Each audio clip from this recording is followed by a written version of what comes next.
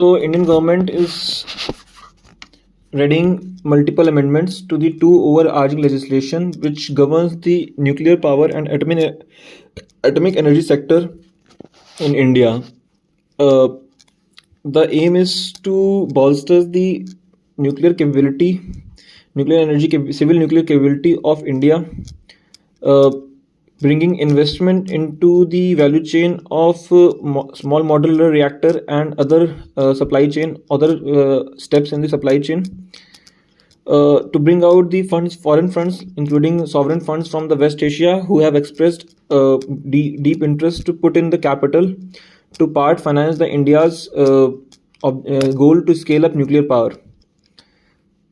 The first amendment is in the CILNA, that is Civil Liability for Nuclear Damage Act 2010, which has been a major obstruction in the mobilizing foreign funds in the nuclear sector because of one provision which is called right of recourse of the operator.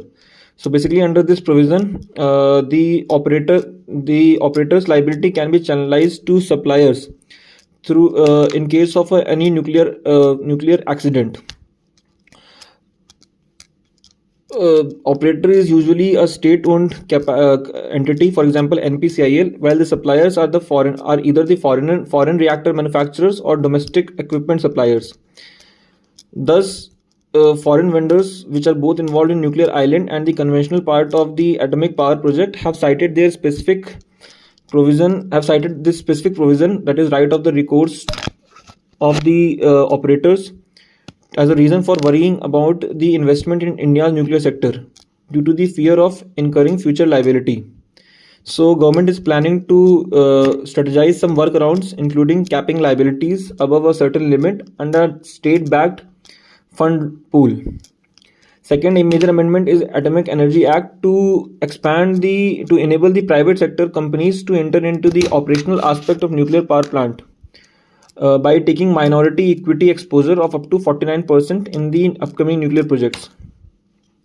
It also aims to set the stage for foreign companies to infuse equity into these projects to scale up the execution process. Atomic energy has been one of the most closest sector when it comes to mobilizing foreign investment. These set of legal amendments are being seen as a reform push that could leverage the commercial potential of the Indo-US and other India foreign countries nuclear deal.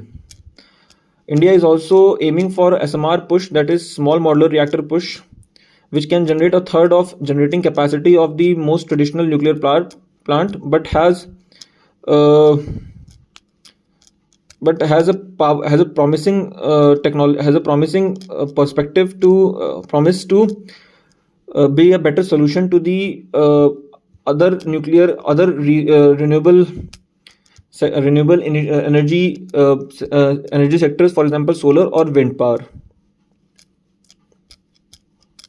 Also, India is having expertise in manufacturing smaller reactor types which are dependent on pressurized heavy water reactor, but still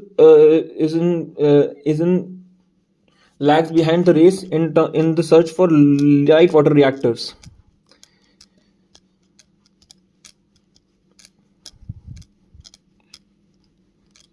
Now, the NPCIL has announced in 2024 for a stepped-down version of indigenously produced nuclear reactors, that is SMRs, and various industry houses have shown deep interest in funding them.